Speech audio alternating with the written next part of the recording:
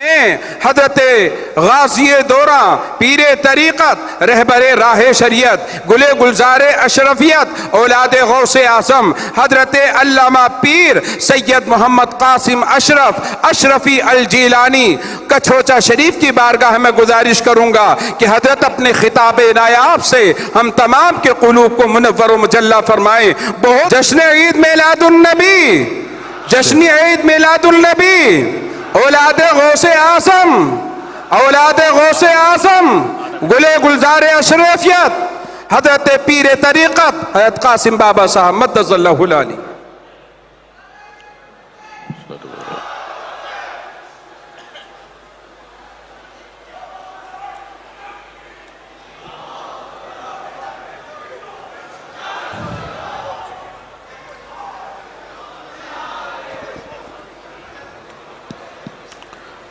السلام علیکم ورحمۃ اللہ وبرکاتہ۔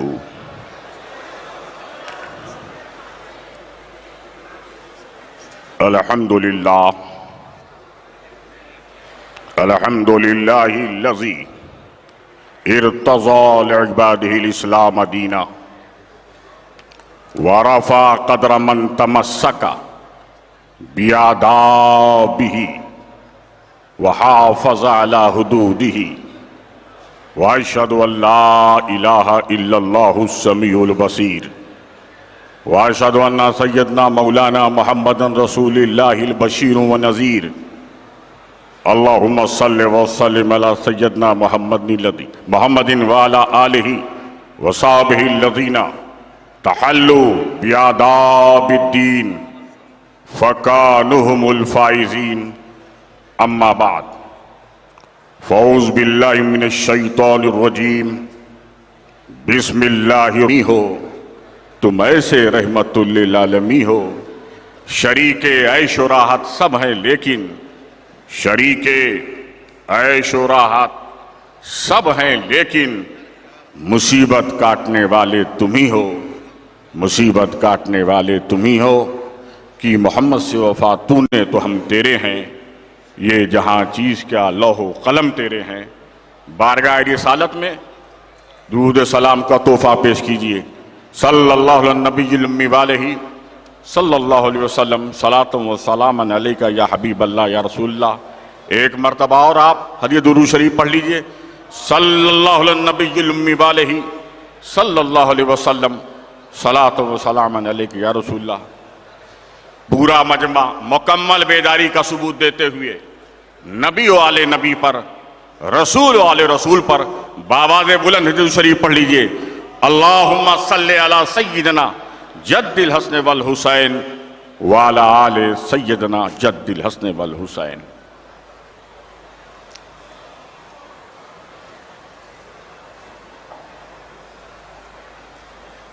واجب الاحترام مشائخین کرام، علماء ذوی الاحترام، ارباب سیاست، صاحبان فکر نظر، خواتین و حضرات، میں سب سے پہلے دل کی گہرائیوں کے ساتھ ہدیہ تبریک مبارکباد پیش کرتا ہوں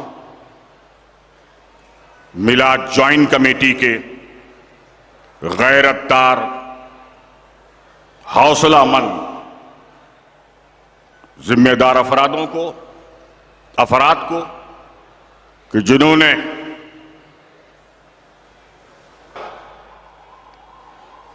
جشن ولادت منا رہے ہیں،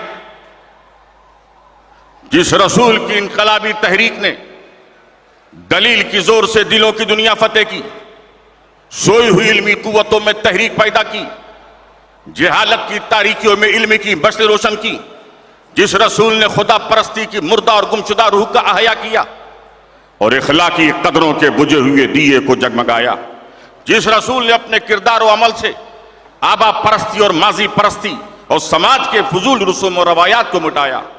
آج ہم اس رسول اعظم کا جشن ولادت منا رہے ہیں جس نے سوتوں کو جگایا، گرتوں کو اٹھایا اور بزدلوں کو شجاعت کا آب حیات پلایا۔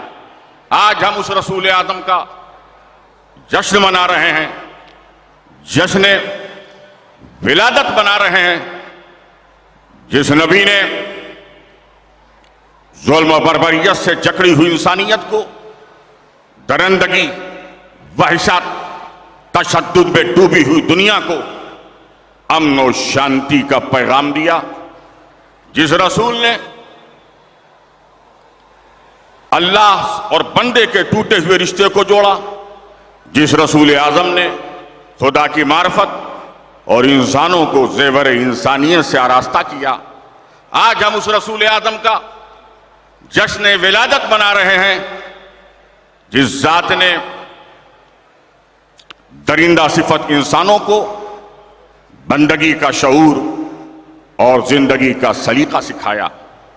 آج ہم اس رسول اعظم کا جشن ولادت منا رہے ہیں، جس نے سماج میں کالے گورے، عربی عجمی، رنگ و نسل کے بھید بھاؤ کو مٹا کر انسان کو تقوی اور کردار کی پاکیزگی کہ عزت آپ کے ذات سے، آپ کی دولت سے، آپ کے علم سے، آپ کی طاقت سے، آپ کے پاور سے اگر اللہ کے بندوں کو کوئی فائدہ نہیں پہنچ رہا ہے تو آپ کسی کی نگاہ میں تو اچھے ہو سکتے ہیں، لیکن مدنی تاجدار کی نگاہ میں آپ کو اچھے انسان کی سند نہیں مل سکتی ہے۔ نبی نے حسن سلوک ان لوگوں کے لیے نہیں کہا جو آپ کے ساتھ اچھا سلوک کرتے ہیں، بلکہ میرے نبی ان لوگوں کو کہہ رہے ہیں جو تمہارے ساتھ برا سلوک کرتے ہیں ان لوگوں سے اچھا سلوک کرو۔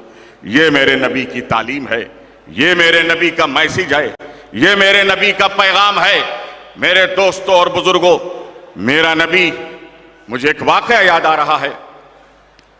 عہد رسالت میں ایک قبیلہ، میرے نبی نے صرف انسانوں کے ساتھ ہمدردی کا سبق نہیں سکھایا ہے، صرف انسان کے ساتھ حسن سلوک کی تعلیم نہیں دی ہے، میرے نبی نے جانوروں کے ساتھ بھی حسن سلوک کا سبق سکھایا ہے۔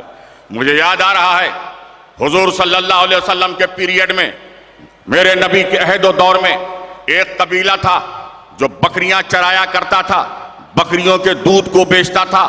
بکری کو ختم کرنے والا مذہب ہے۔ جب عرب کی دھرتی پر آتنکواد پھیلا ہوا تھا، لوگ اپنی لڑکیوں کو دفن کرتے تھے، بیواؤں کی ستی کرتے تھے، نبی کریم صلی اللہ علیہ وسلم نے عورت لڑکی کی کچھ زندگی بخشی اور فرمایا الفاطمہ بضعۃ منی، فاطمہ میرے جگر کا ٹکڑا ہے۔ میرے دوستو، فاطمہ میرے جگر کا ٹکڑا ہے، یہ آج ایک محبت کا سینٹنس لگ رہا ہے، ایک پیار کا جملہ لگ رہا ہے، لیکن اس آتنکوادی سماج کے سامنے الفاطمہ بضعۃ منی، الفاطمہ بضعۃ منی یہ محبت کا سینٹنس نہیں تھا، بلکہ پورے سماج کے سامنے ایک کرانتی کا اعلان تھا، ایک انقلاب کا نعرہ تھا۔ اسلام امن کا مذہب ہے، اسلام شانتی کا مذہب ہے، اور اس کو میں ثابت کرنے کے لیے میں آپ کو بتاتا ہوں، ہمارے ہاں سب سے عظیم عبادت نماز ہے۔ نماز افضل ترین عبادت ہے، نماز بے مثال عبادت ہے، نماز لاجواب عبادت ہے، نماز بے نظیر عبادت ہے۔ لیکن نماز کے لیے ضروری کیا ہے؟ وضو کرو۔ میرے نبی کی تعلیم کیا ہے؟ وضو کرنے والوں، پانی سے وضو کرنے والوں، پانی سے وضو کرو، لیکن پانی کو زیادہ مت بہانا۔ نبی کی تعلیم کیا ہے؟ وضو کرو لیکن پانی کو زیادہ مت بہاؤ۔ وہ نبی، وہ اسلام جو پانی بہانے کی اجازت، جشن ولادت کو صرف جلسے تک محدود مت کیجئے، جشن چراغاں تک محدود مت کیجئے، صرف اسے جشن چراغاں تک محدود مت کیجئے، بلکہ آج آپ طے کر لیجئے کہ ہم نبی کی تعلیم پر عمل کریں گے اور اپنے ملک کو امن و شانتی کا گہوارہ بنائیں گے۔ ہم اپنے نبی کی تعلیم پہ عمل کریں گے، جھوٹ نہیں بولیں گے۔ ہم اپنے نبی کی تعلیم پہ عمل کریں گے، اپنے غصے کو پی جائیں گے۔ ہم اپنے نبی کی تعلیم پہ عمل کریں گے، غریبوں کی مدد کریں گے۔ ہم اپنے نبی کی تعلیم پہ عمل کریں گے، مسکینوں کی مدد کریں گے۔ ہم اپنے نبی کی تعلیم پہ عمل کریں گے، اپنے پڑوسیوں کا حقوق ادا کریں گے۔ ہم اپنے نبی کی تعلیم پہ عمل کریں گے اور ہم بے سہاروں کے سہارا بنیں گے، پریشان حال لوگوں کی مدد کریں گے۔ ہم اپنے نبی کی تعلیم پہ عمل کریں گے، ہم اپنی زبان میں، اپنی گفتگو میں نرمی اور کلمات خیر کے الفاظ استعمال کریں گے۔ کہنے کے لیے اور سننے کے لیے یہ چھوٹی چھوٹی باتیں لگتی ہیں، لیکن یاد رکھیے اگر انہی چھوٹی چھوٹی باتوں پر آپ نے عمل کر لیا تو ہمارا معاشرہ پاکیزہ ہو جائے گا، ہماری سوسائٹی ایک آئیڈیل سوسائٹی بن جائے گی۔ میں یقین کے ساتھ کہتا ہوں اگر ہم اپنے نبی مصطفیٰ جان رحمت محمد عربی صلی اللہ علیہ وسلم کی صرف اہم 15 باتوں پہ عمل کر لیں، اہم 15 باتوں پہ عمل کر لیں تو یاد رکھیے یہ ہمارا معاشرہ جنت نشان بن جائے گا۔ اور اگر ہم اپنے نبی کی، اگر ہم اپنے رسول کی، اگر ہم اپنے آقا کی ساری باتوں پہ عمل کر لیں تو انسان آسمان کے فرشتے بھی ہمیں رشک کی نگاہوں سے دیکھیں گے۔ اندھیرا جاتا نہیں صرف سوچ لینے سے، اندھیرا جاتا نہیں صرف سوچ لینے سے، چراغ خود نہیں جلتا، جلانا پڑتا ہے۔ اسلام سے بنائیے معیار زندگی، ماحول سے حیات کا سودا نہ کیجیے۔ حضرات گرامی، یہ ہمارا پیغام تھا، میسیج تھا آج کی اس عالمی میلاد کانفرنس میں۔ اب آئیے اس آیت کریمہ کی طرف متوجہ ہوں جس کی تلاوت کا شرف میں نے حاصل کیا، جس کی تلاوت سے اپنے آپ کو مشرف کیا۔ رب تبارک و تعالی اپنے حبیب کے بارے میں قرآن میں یوں ارشاد فرما رہا ہے، اِنَّا آتَيْنَكَ الْكَوْثَرَ، اے محبوب یقیناً بلا شبہ ہم نے آپ کو کوثر دے دیا۔ ترجمے کو ذہن میں رکھیے کیونکہ اب خطاب عالمانہ ہو رہا ہے۔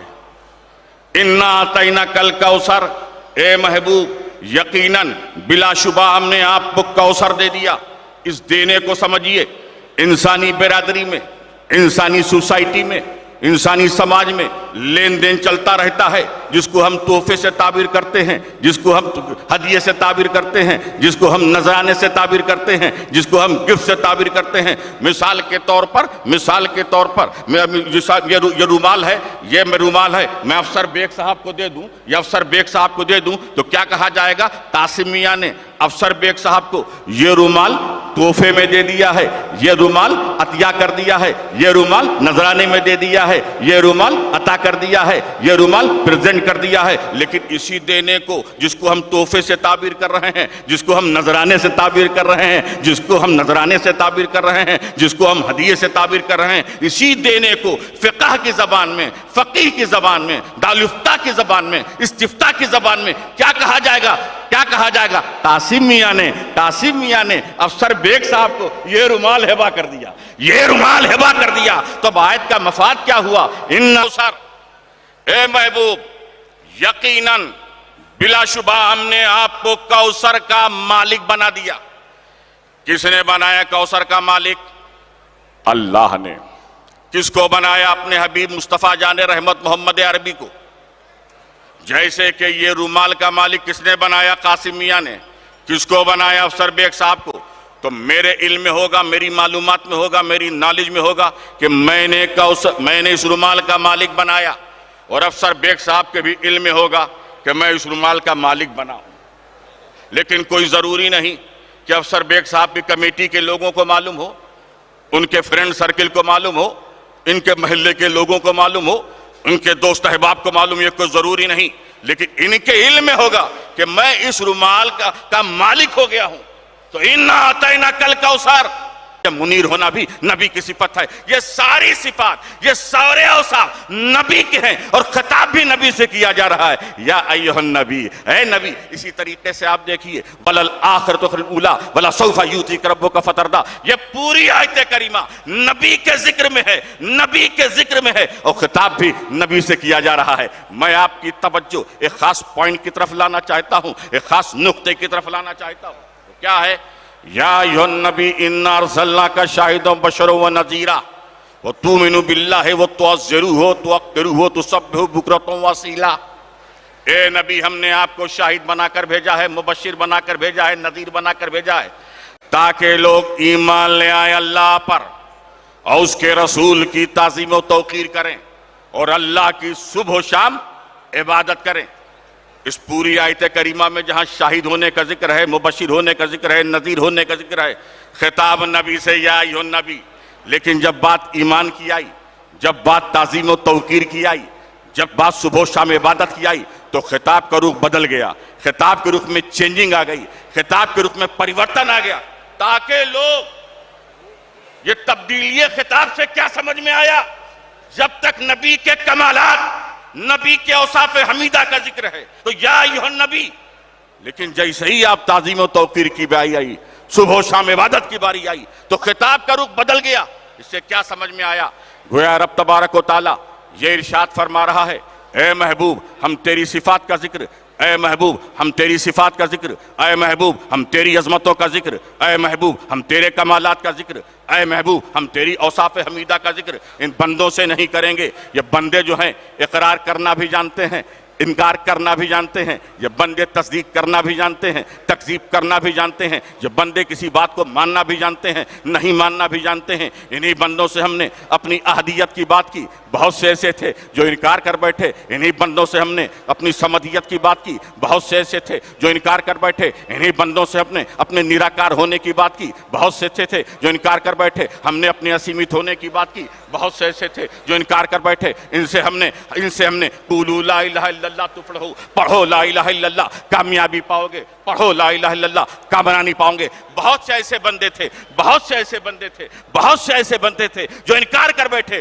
لہذا اے محبوب ہم تیری صفات کا ذکر، اے محبوب ہم تیرے کمالات کا ذکر، اے محبوب ہم تیری خوبیوں کا ذکر، اے محبوب ہم تیری عظمتوں کا ذکر ہم ان بندوں سے نہیں کریں گے جو اقرار کرنا بھی جانتے ہیں، انکار کرنا بھی جانتے ہیں۔ ہم تو تیری ذات کو مخاطب کریں گے جہاں انکار ممکن ہی نہ ہو۔ اللہم صلی علی سیدنا جد الحسن والحسین وعلی آل سیدنا جد الحسن والحسین۔ میرے دوستوں اور بزرگوں، بہت سی جگہ ایسی ہے قرآن میں جہاں ذکر بھی اچھا ہے، ذاکر بھی اچھا ہے، لیکن مذکور اچھا نہیں۔ جیسے تبت یدا ابی لہب، ذکر کا نام قرآن ہے، ذاکر کا نام خدا ہے، مذکور ابو لہب جو اچھا نہیں ہے۔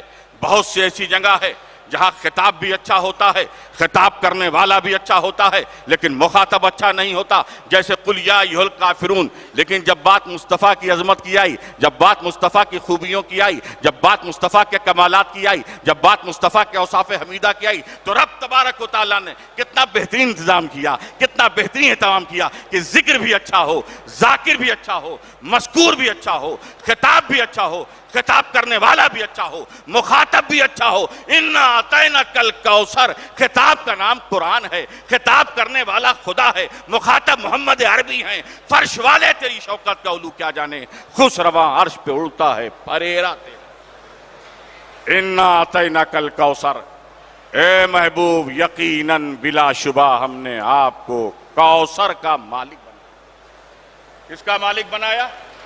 کوثر کا۔ اس کوثر کو سمجھو، عربی بھاشا ایک انوشاشت بھاشا ہے، عربی لینگویج ایک ویل کلچرڈ لینگویج ہے۔ عربی کی مشہور لغت، لغت قاموس میں کوثر کیا ہے؟ الکثیر من کل شیء، جس میں کثرت کا معنی پایا جائے وہ کوثر۔ اگر علم کی کثرت ہے تو کوثر علم کہیں گے، اگر فضل و کمال کی کثرت ہے تو کوثر فضل و کمال کہیں گے، اگر